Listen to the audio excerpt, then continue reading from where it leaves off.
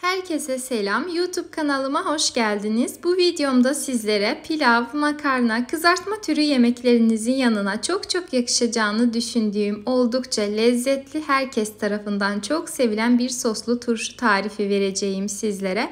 Tarifime geçmeden önce beni nerelerden, yani hangi ülkeden veya şehirden izlediğinizi yorum kısmına yazarsanız çok sevinirim. Hemen domateslerimizi hazırlamakla işimize başladım bile. Öncelikle 3 kilogram kadar domates aldım. Güzelce yıkadım, hazırladım. Gördüğünüz gibi sivri ve yuvarlak domatesleri aynı anda kullandım. Yarısını sivri, yarısını ise yuvarlak, yani normal domates olarak tercih ettim. Çünkü soslu bir turşu yapacağımızdan tamamını sivri kullanmayın derim. Gördüğünüz gibi kestiğimizde sivri domateslerin içerisi birazcık daha kuru, daha menemenlik bir tarif için. Ama yuvarlak domatesler daha sulu olduğu için özellikle bu tarife çok daha uygun olacaktır. Şöyle gördüğünüz gibi gelişi güzel bir şekilde kestim. Daha sonra baş kısımlarını kesip çıkardım ve doğrayarak işime devam ediyorum. Çok fazla inceltmenize, yani küçültmenize gerek yok. Gelişi güzel bir şekilde doğramanız yeterli olacaktır. Tarifimiz için özellikle kabuklarımızı soymaya da ihtiyaç olmadığından hiç zaman kaybetmeden hızlı bir şekilde hazırlayacağınız gerçekten çok lezzetli ve güzel bir tarif. Şöyle hazır olan domateslerimizi olabildiğince geniş bir tencerenin içerisine alalım. Ben 10 kilogramlık bir tencere kullandım. 7-8 kilogramlık tencere de yeterli gelir bu tarif için. Şimdi hazır olan domateslerimizi ocağın üzerine alalım ve yüksek ateşte tencerenin kapağı kapalı bir şekilde kaynamasını bekleyelim. Çok detaylı şekilde ara ara açıp karıştırdığımı göstermedim açıkçası. Videomuz çok fazla uzun olmasın. Sizler de izlerken sıkılmayasınız diye, ama dibi tutmasın diye mutlaka ara ara karıştırmayı unutmayın derim. Şimdi biberlerimizi hazırlamakla işimize devam edelim. Toplamda karışık olarak 2 kilogram kadar biber kullandım. Şöyle gördüğünüz gibi çeşitli biberleri kullandım. Şimdi onları da doğramakla işime devam ediyorum. Bu arada ben rengi daha koyu yeşil renkte olan biberleri acı biber niyetine almıştım. Yani satan o şekilde söylemişti. Acı olduğunu söylemişti ama tek tek kontrol ettim. Neredeyse içerisinde hiç acı biber yoktu. Hepsi tatlıydı. O yüzden o biberleri daha fazla kullandım. Sizler acı biber, yani tam her tarafı acı olan çok acı biber kullanacaksanız 2 tane bu tarif için yeterli, orta acılıkta olacaktır. Yani daha sonrasında eğer piştikten sonra acısı az gelirse kavanozlara doldurmadan önce içerisine birazcık daha acı biber veya pul biber ekleyerek o şekilde kavanozlayabilirsiniz. Gördüğünüz gibi kapya biberlerin önce içlerini çıkardım. Yine aynı şekilde yeşil biberlerin de içlerini çıkartarak gelişi güzel bir şekilde doğrayacağım. İlla ki bu biberlerden kullanmak zorunda değilsiniz. Geçen sene yaptıklarımda değişik biberler kullanmıştım. Özellikle kıl biber bu tarife çok yakışıyor. Bugün, yani bu malzemeleri aldığımda markette yoktu. Pazarlarda da 1-2 hafta sonrasında daha küçük turşuluk biberler çıkacaktır. O biberlerle de yapabilirsiniz. Gerçekten bu tarife özellikle çok yakışıyor.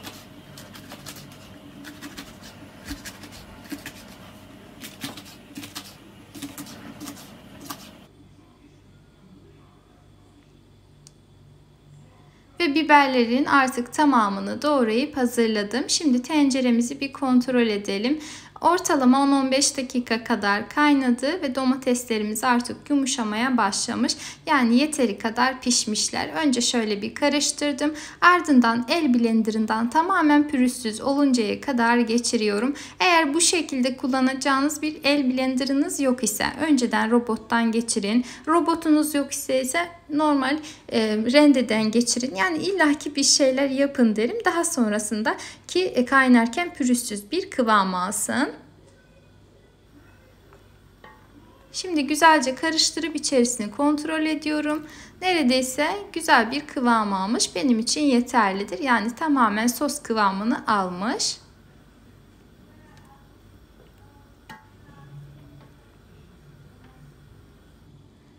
Şimdi içerisine dediğim gibi biberlerim acı olmadığı için elimde kuru acı biberler vardı. Onlardan ekledim. Siz de o şekilde yapabilirsiniz. 2-3 tane defne yaprağı ilave ediyorum. Yoksa kullanmayabilirsiniz. 10 diş kadar da sarımsak ekledim. Küçük küçük doğradım. Ve doğrayıp hazırladığım biberleri de ilave ediyorum.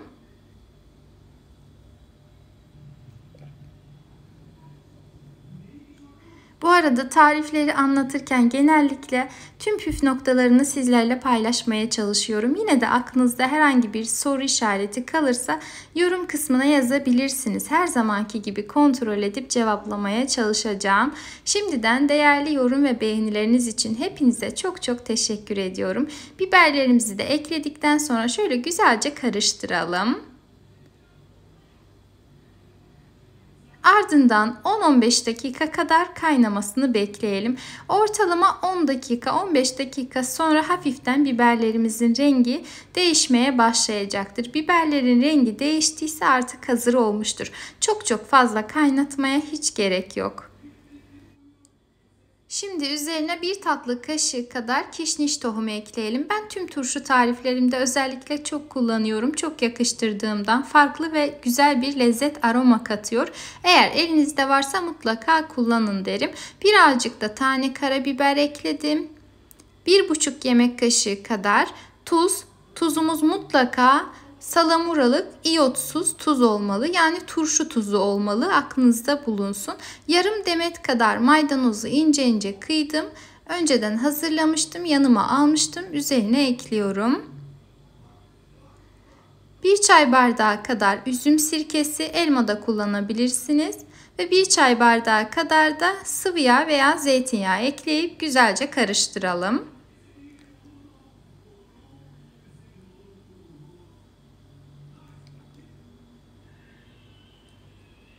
Bu aşamadan sonra çok uzun kaynatmaya hiç gerek yok. 5 dakika 6 dakika kadar şöyle fokur fokur olana kadar kaynatmanız yeterlidir.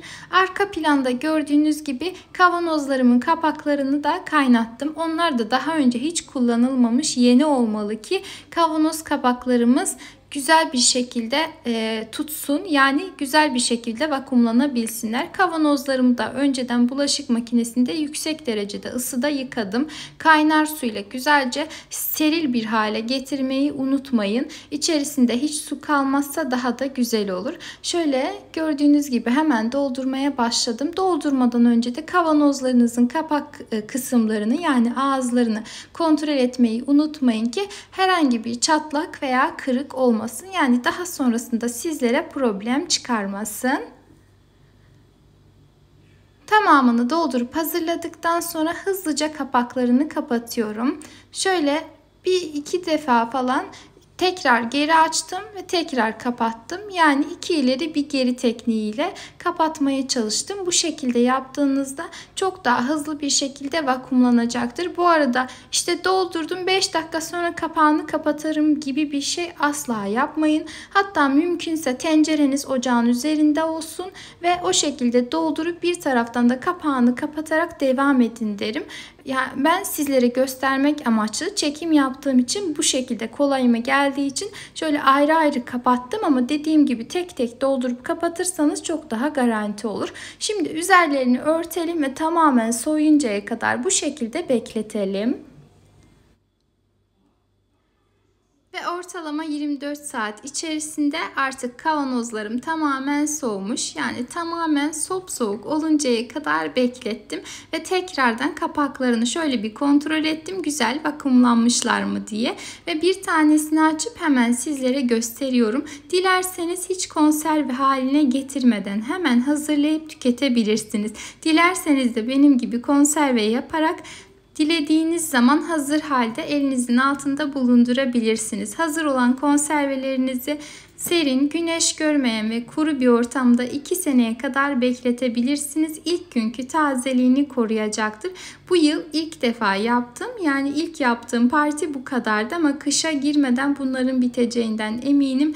O yüzden tekrardan kışa girmeden birkaç sefer daha yaparım. Gerçekten tüm yemeklerin yanına çok yakışan, kaşık kaşık yemelik çok lezzetli bir turşu. Eğer daha önce denemediyseniz mutlaka tarifi denemenizi, kaydetmenizi, sevdiklerinizle paylaşmanızı tavsiye ediyorum. Eğer beğendiyseniz beğeni bırakıp yorum yazmayı da ihmal etmeyin. Yepyeni videolu tariflerimde tekrardan sizlerle görüşmek ümidiyle. Kendinize çok iyi bakın. Allah'a emanet olun. Herkese selam. YouTube kanalıma hoş geldiniz. Bugün sizlere hem kıvamını hem lezzetini hem de rengini çok beğeneceğiniz enfes bir kahvaltılık sos tarifi vereceğim. Tarifimizin detaylı malzeme listesine açıklama kısmından ulaşabilirsiniz. Hemen işimize başlayalım. Öncelikle kullanacağımız sebzelerin tamamını güzelce yıkayıp süzgecin üzerinde kurumaları için bekletelim. Ardından domateslerimizi soymakla işimize devam edelim. Ben toplamda 3 kilogram kadar domates kullandım. Daha az sulu olduğu için ve de daha çabuk kıvam aldığından tercihim Bursa cinsi domates oldu. Sizlere de tavsiyem bu yöndedir. Eğer daha fazla sos hazırlamak isterseniz tarifimizin malzeme listesini 2 katına kadar çıkartabilirsiniz. Tamamını soyup hazırladıktan sonra domateslerimizi gelişigüzel bir şekilde doğrayalım. Dilerseniz kabuklarını soymadan da robottan geçirerek o şekilde hazırlayabilirsiniz. Evet, biraz tembel iş ama o şekilde de güzel olacaktır. Ama özellikle hem rengi hem kıvamı hem lezzeti daha pürüzsüz, daha güzel olsun isterseniz bu tarifimi mutlaka deneyin derim. Lezzeti de, kıvamı da, rengi de 1'e 100 oranında çok daha güzel, hoşunuza gidecektir. Emin olabilirsiniz. Çünkü önceki senelerde de ben de kabuklu şekilde hazırlıyordum. Ama bu hazırladığım sos kadar kesinlikle hiçbirisi güzel değildi, emin olabilirsiniz. Evet, güzeldi ama en çok beğendiğim tarif bu oldu. Hiç abartmıyorum, mutlaka deneyin derim. Domateslerin kabuklarını soyup doğrayıp hazırladıktan sonra süzgecin üzerine alıp fazla suyundan arındırıyorum. Özellikle de benim gibi evde ocak üzerinde hazırlayacaksanız daha çabuk kıvam almasını sağlamak için bu işlemi mutlaka uygulayın derim. Şöyle yarım litre kadar su çıktı gördüğünüz gibi. Şimdi domatesleri uygun bir tencerenin içerisine alıyorum. Ne kadar geniş ve derin bir tencere kullanırsanız hem kıvamını alması açısından hem de sosunuzun rahat kaynaması açısından çok daha güzel olacaktır. Şimdi domateslerimizi tencereye alıp ocağa koyalım ve ocağımızı orta ateşte açıp kaynamasını bekleyelim. O kaynarken biz geçelim diğer sebzelerimizi hazırlamaya. Öncelikle kapya biberlerimizin çekirdeklerini çıkartmakla işimize başlayalım. Sap kısımlarından hafiften parmağınızla bastırıp daha sonra geri çekerseniz hem sapla hem de içerisindeki çekirdekleri çok kolaylıkla çıkartıp alabilirsiniz. Közlemeden önce özellikle çıkartmanızı tavsiye ediyorum. Çünkü piştikten sonra çekirdekleri çok daha zor bir şekilde ayrılacaktır.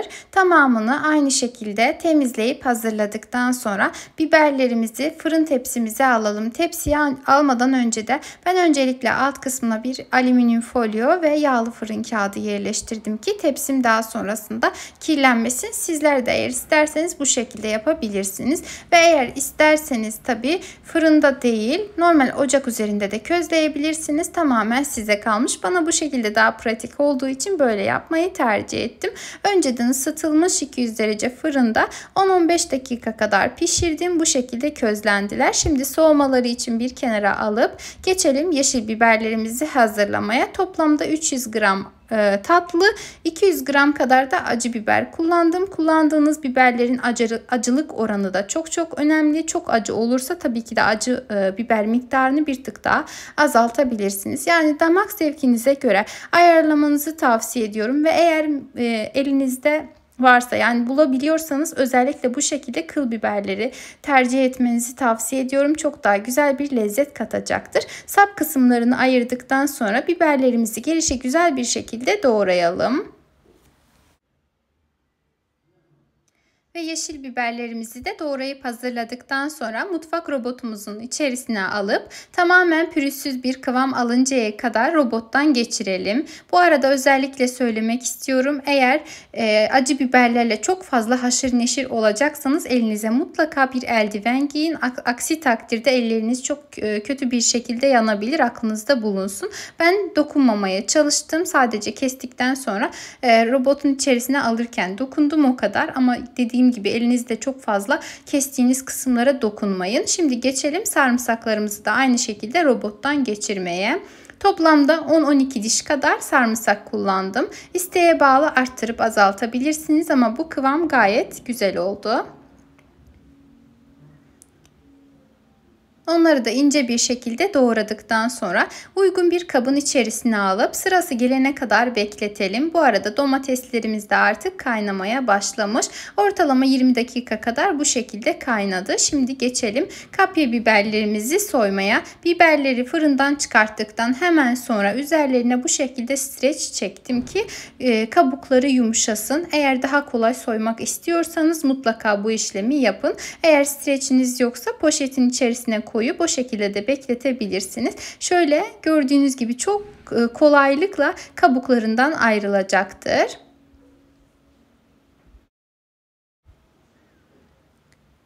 Ve biberlerimizi de soyup hazırladım. Şimdi gelişi güzel bir şekilde doğrayarak işime devam ediyorum.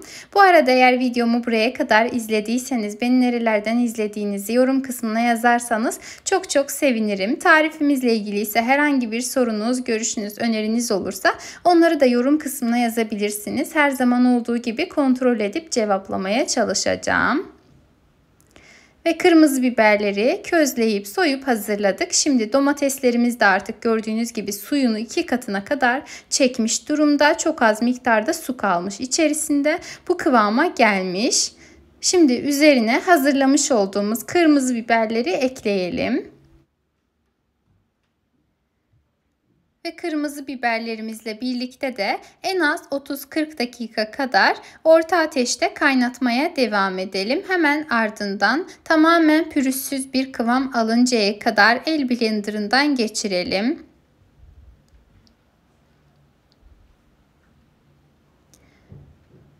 Ve sonuç olarak kıvamı şu anda bu şekilde oldu. Şimdi diğer malzemelerimizi de ekleyebiliriz. Öncelikle yeşil, acı ve tatlı biberlerimizi üzerine ilave edelim. Hemen ardından sarımsaklarımızı da ekleyelim.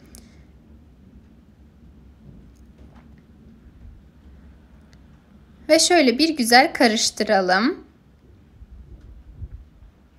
Bu aşamada üzerine 2 yemek kaşığı kadar da turşuluk yani salamuralık iyotsuz tuz ekleyelim. Eğer iyotlu sofra tuzu kullanırsanız bozulma olabilir. Hem lezzet açısından hem de daha uzun ömürlü olması açısından mutlaka bu şekilde bir tuz kullanmanızı tavsiye ediyorum. Tuzla birlikte de şöyle bir güzel karıştırdıktan sonra en az yarım saat kadar daha kaynatmaya devam edelim ki hem içerisindeki sarımsaklar hem de yeşil biberler güzel bir şekilde pişmiş olsun. Kaynatırken de mutlaka tenceremizin kapağını kapatalım. Aksi takdirde sıçrama yapabilir. Eliniz kolunuz yanabilir. Aklınızda bulunsun. Yeterince kaynattıktan sonra çok fazla sıçradığı için tencerenin kapağını açıp ocağı kapattım. Daha sonra üzerine 1 su bardağı kadar sıvı yağ ekledim. Dilerseniz zeytinyağı da kullanabilirsiniz ve şöyle bir güzel karıştırıyorum. Ne kadar erken eklerseniz yağ o kadar güzel olur. Çünkü dibi tutarsa yanabilir ama yağ ekledikten sonra yanma ihtimali bir tık daha düşük olacaktır. Şimdi tencerenin kapağını kapatıyorum. 10-15 dakika kadar daha kaynatmaya devam ediyorum ki o istediğim kıvamı alsın. Daha sonra yarım demet kadar maydanozu çok ince bir şekilde doğradım. Maydanozları da bu arada önceden yıkayıp hazırlamıştım. Tamamen kuruması için süzgeçte bekletiyordum. İsterseniz maydanozları da robottan geçirebilirsiniz ama tamamen sulanmaması açısından, lezzet açısından bu şekilde incecik doğramanızı tavsiye ediyorum. Dilerseniz maydanoz miktarını arttırabilirsiniz ama yarım demet kadar yeterli olacaktır. Şimdi öncelikle tenceremizin kapağını açalım. Kıvamını sizlere hemen gösteriyorum. Ne kadar uzun süre kaynatırsanız kıvamı ve lezzeti bir o kadar güzel olur. Aklınızda bulunsun. Yani öyle hemen şimdi hepsini ekleyeyim, kaynasın, işte 5 dakikada hazır olsun gibi bir şey değil. Birazcık sabır işi. Yani dediğim gibi dikkatli olmakta fayda var. Bu aşamada üzerine 2 yemek kaşığı kadar da çörek otu ekledim. Ardından da maydanozları ilave ediyorum. Çörek otu çok daha farklı ve güzel bir lezzet katacaktır. İsterseniz eklemeye de bilirsiniz. Tamamen size kalmış ama eklerseniz çok daha dediğim gibi güzel olur. Hemen şöyle birazcık karıştırıyorum ve 10 dakika kadar daha pişirmeye devam ediyorum. Sürekli diyeceksiniz işte sürekli pişiriyoruz ama valla bu şekilde çok daha güzel oluyor. Yani ne kadar uzun süre ayrı ayrılıkta pişirirseniz hem kıvamı hem lezzeti daha güzel olacaktır. Son bir kere de robottan geçirdim. Ocaktan almadım ki robottan geçirdikten sonra daha kaynamaya devam etsin. Hemen gördüğünüz gibi kıvamı bu şekilde oldu. Şimdi kavanozlara doldurmaya başlıyorum. Kavanozlarımızı da önceden mutlaka sterilize edelim. Kapaklarımızı da o şekilde, yani kaynayan suda yıkayıp güzelce kurulayalım. Ve kullandığımız kavanoz kapaklarımız mutlaka daha önce hiç kullanılmamış olsun. Şöyle 2 ileri bir geri olacak tekniğiyle de hızlı bir şekilde kapatıp kenara alalım. Ters çevirmenize hiç gerek yok. Sıcak olduğu için, temiz ve yeni olduğu için de hemen vakumlanacaktır.